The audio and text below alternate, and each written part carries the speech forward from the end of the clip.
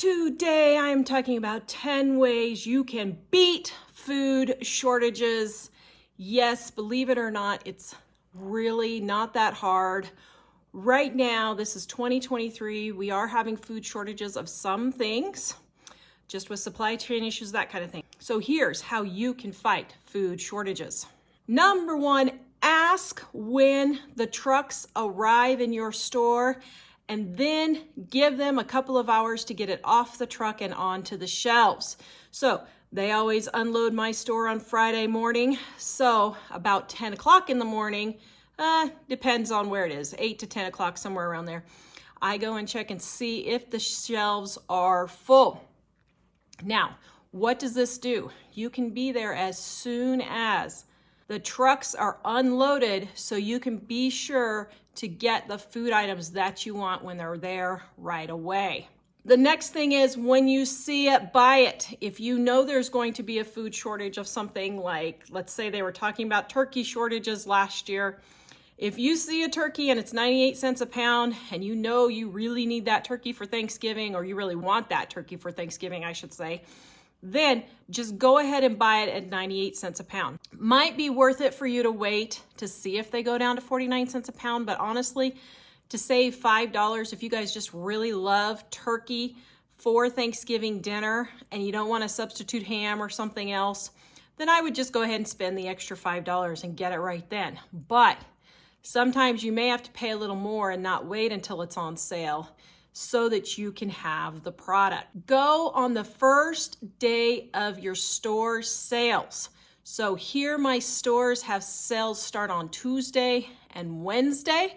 So depending on the store, that is the day that I go right away, first thing in the morning, because that's when they're stocked. They've got all their sale items on the shelf, so you can be sure that they have those items and that they are in stock. Number 4, ask for a rain check. Now, this is kind of an old school thing that's not gonna be around for probably a whole lot longer, but some stores do still give rain checks. Now, the store in my town, they won't give rain checks on meat, but they will give rain checks on everything else. So when they had Cheerios on sale and they ran out, I got a rain check for it. Then later I can go buy it for that same price, but I don't have to worry about it being in stock or not. Guys, please make a comment and let me know, do you even know what a rain check is? Does your store still offer rain checks, and do you still use rain checks?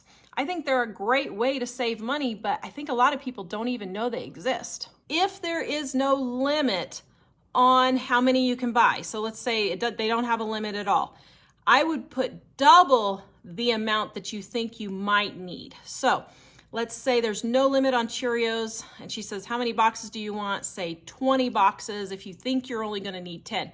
That gives you the option to buy more later if you need to, and you don't have to buy them all. You can only buy 1 or 2 if you want, but have that option open to yourself if possible. Ask them to check back stock if something is out of stock. So if there's a food shortage of something and I really need or want it, and it is not on the shelf, I will go looking for a stock person or go knock on the door for the back, like at the butcher's or whatever. You guys have the 97-cent chicken that's on sale today? I've got everything now that I've got as far as chicken goes. So the chicken tenders that were 97 cents in the ad, they're not? I have out. Usually it's the meat that I have the most problem with. Most of the time, pretty much every single time I've asked, they've looked for me. I don't remember. I mean, there's a couple of times when they're like, no, we're just totally sold out. I just stocked everything I have.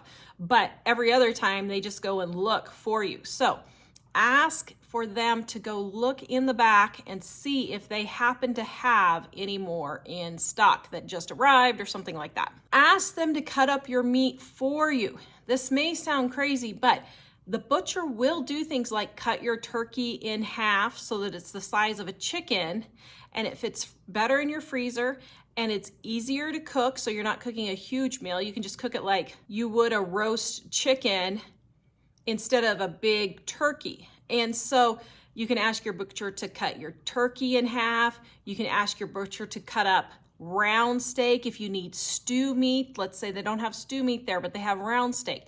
You can ask them to cut up the round steak for you to make into stew meat. So ask if there's a cut of meat that you're not seeing. Maybe they can make you one out of something else. We're going to give you our Dining on a Dime cookbook ebook, volume number 1, free at livingonadime.com. When you go to checkout, use the coupon code DINING1 and you will get our ebook absolutely free with no obligation and no strings attached. Keep checking back. If something is a really good deal, I use all these tips, but if it's a really good deal, like let's say butter is $2 a pound. Right now, butter's like $7 a pound now. It's ridiculous in my town. So let's say it goes on sale for $2 a pound. They're out of stock. I know the truck is coming on Friday. The truck comes on Friday. There's nothing. I know another truck is coming on Monday. I will make several trips to the store to check and see if they are in stock. Now, normally I don't make a special trip unless I'm looking for several things and I save like $100 or more. But as I'm running around town, taking the kids to school, having to stop by Walmart, run into Mom's or whatever, I will run by that store and see if they happen to get that item in stock and go back in and buy it. And to go along with that, if there's a limit of, let's say, 2 per transaction, that means you can go in several times and buy the same item several times. It's just you can only do 2 in each transaction. So I might go several days. Let's say they have hams and it's limit 1 ham per transaction. I would go in several days and get several hams for 97 cents, 77 cents a pound, whatever it is, and cut it up and put it in my freezer. But I would go several times and get more than one. Buy as much as you can. I know some people have a tight grocery budget and I get that, but put things in perspective and buy it in the most important order. So what do I mean by that? Well, meat and dairy are usually the higher priced items. So if I have a grocery budget, I'm trying to figure out where to spend my money, and let's say hamburger is $3 a pound instead of $7 a pound, but butter is normally $4 a pound and now it's on sale for $2 a pound. Well, it's a better deal to spend your money on the meat than the butter. So buy what you can with the most that you have, but use your budget wisely and get the best deal that's on sale. So if there's several things on sale, figure out which one you'll save the most money on and focus your priorities on that. Stock up when they have a lot. So back to the butter deal. When they had butter for $2 a pound and there was no limit, I went and got 50 pounds one time. I went and got 60 pounds another time. I got 40 pounds another time.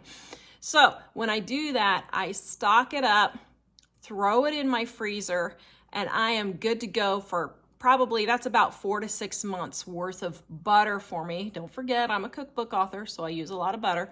So just keep it in your freezer and then just pull it out as you need it. And then instead of paying $4 to $7 a pound, you're only paying $2 a pound for 6 months. You may need to go to more than one store.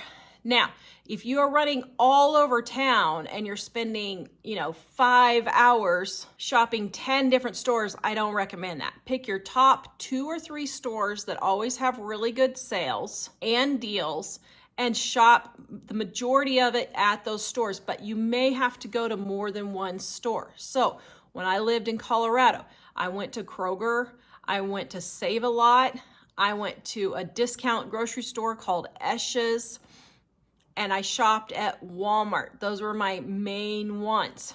Occasionally, if Safeway had something really, or Albertsons had something really good on sale, then I would stop there. But if it's a really, really good deal, so let's say roast, instead of $7 a pound, is $3 a pound, and I know I'm gonna go stock up 6 or 9 months worth of roasts and put it in the freezer, then it's worth it for me to make a special trip to that store. But I usually don't just make a special trip. Once again, I'll stop by as I'm driving through or driving past. I don't just grocery shop on one certain day. I kind of focus on Tuesday and Wednesday when the sales come out as the majority, but you know, just different areas run their sales differently, have different types of discount stores, outlet stores. Some places have Aldi's, some places don't. And so you just have to use what you have in the city that you're in. Please go watch this video next. Visit us at livingonadime.com and we will see you guys next time.